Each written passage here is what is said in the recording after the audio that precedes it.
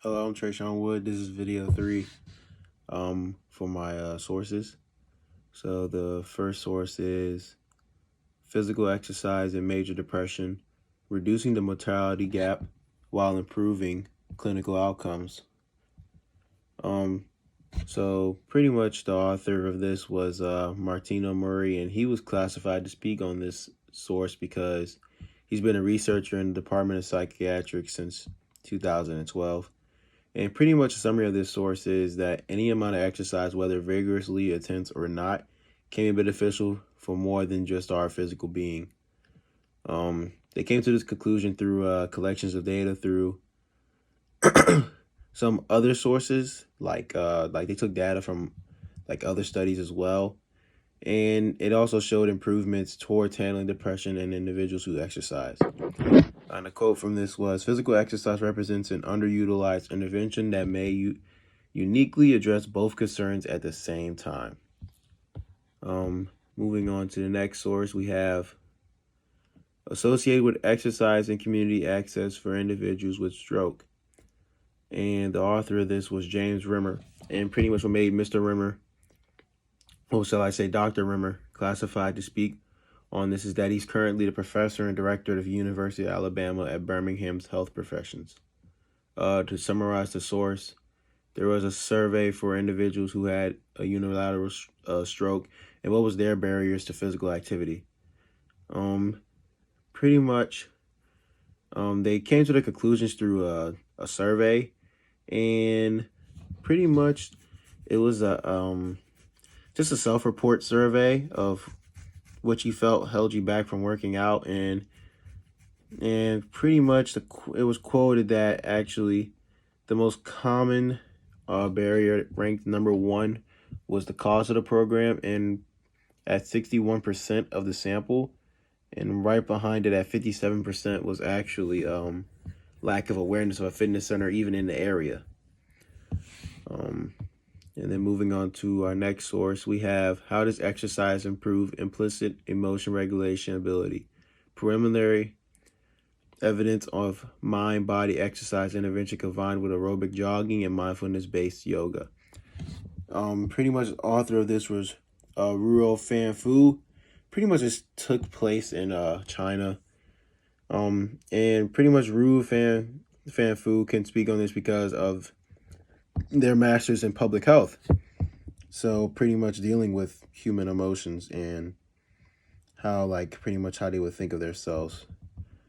And to summarize this article, they wanted to find out what exercise intervention affected, how could it affect implicit emotion regulation.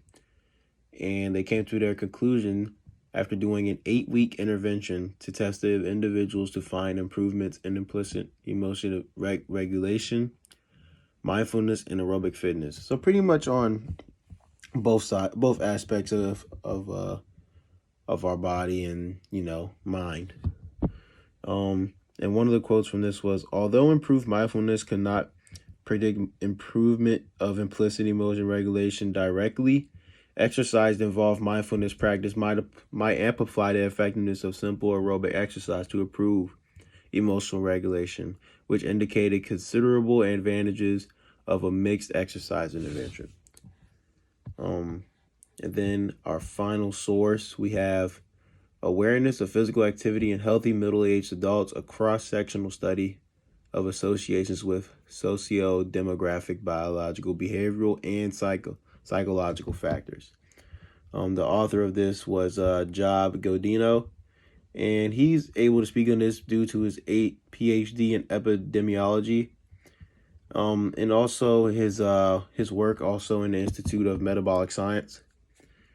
To summarize this source, there was a notice of limited promotion of physical activity, and a reason to be considered was that inactive adults were unaware about their physical activity levels being inadequate. So pretty much people thought oh, yeah, I'm doing enough physical activity. And then they came to the conclusions through a 453 participant study. So they pretty much just took out a sample. And the subjects were assessed through being asked whether they were meeting physical recommendations. So pretty much just like a self-report of, yeah, I think I'm exercising enough. and then based off their answer, actually assessing whether they met guidelines. So pretty much just reviewing back to like what's the national standard. And to quote this is, in this population-based sample of middle-aged adults, half of those who were inactive misperceived their physical activity by overestimating the amount of activity they engaged in.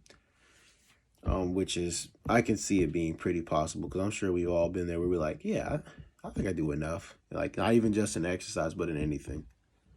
And to top it all off, I think something I really want to know still is, like, whether physical activity could affect you, like, you know, like, through being passed down. Like, say your